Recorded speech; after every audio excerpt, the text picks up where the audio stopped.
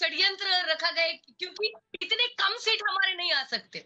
जिस तरह का प्रदर्शन हमारा लोकसभा चुनाव में रहा है, उसके चलते देख असेंबली इलेक्शंस में जो हो रहा है, जो हमारे सामने पिक्चर आ रही है, I am not agree with this. ये कैसे हो सकता है? मुझे लगता है कि और 1 घंटा पर हमें इंतजार करना पड़ेगा, क्योंकि अजित पवार साहब को तो सब गद्दार, पूरा महाराष्ट्र गद्दार बोला। उनकी पत्नी को हराया गया बारामती में, लोगों ने हराया, भारी भारी मात्रा में ठीक है। उनके साथ बिजली। हाँ, आप लोकसभा के रिजल्ट को भले ही यहाँ पर आगे रख सकती हैं, लेकिन अभी फिलहाल जो नंबर्स आ रहे हैं अजित पवार की एनसीपी को लेकर, वो कुछ और इशारा कर रहे हैं।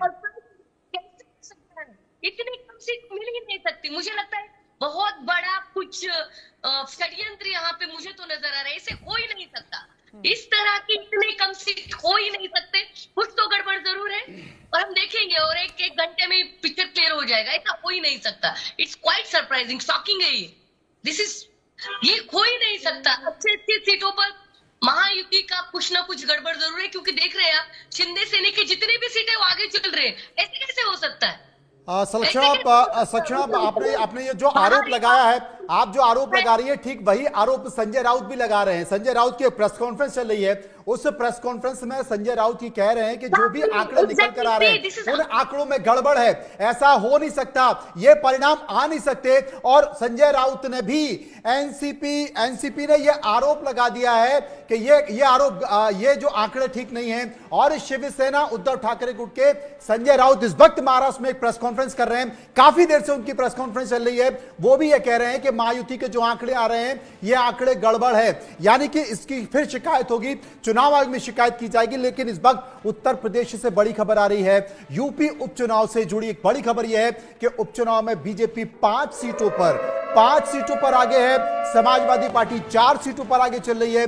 मीरापुर में एसपी प्रत्याशी आगे चल रहे हैं, कुंदरकी में भारतीय जनता पार्टी के उम्मीदवार आगे चल रहे हैं, गाजियाबाद में बीजेपी आगे चल रही है, खैर में बीजेपी आगे है, करहल से समाजवादी पार्टी के प्रत्याशी आगे चल रहे हैं, सीसामऊ से समाजवादी पार्टी के प्रत्याशी आगे चल रहे हैं, फूलपुर से समाजवादी प्रत्याशी के आगे चल रहे हैं, और कटहरी से बीजेपी उम्मीदवार आगे चल रहे हैं, मझवा से बीजेपी उम्मीदवार आगे चल रहे हैं। हमारी संवाददाता निकिता सरीन इस वक्त हमारे साथ जुड़ी हुई हैं, उनके पास चलेंगे। निकिता, अगर ये रुझानों को देखा जाए तो उत्तर प्रदेश का राजनीतिक समीकरण क्या कहता है?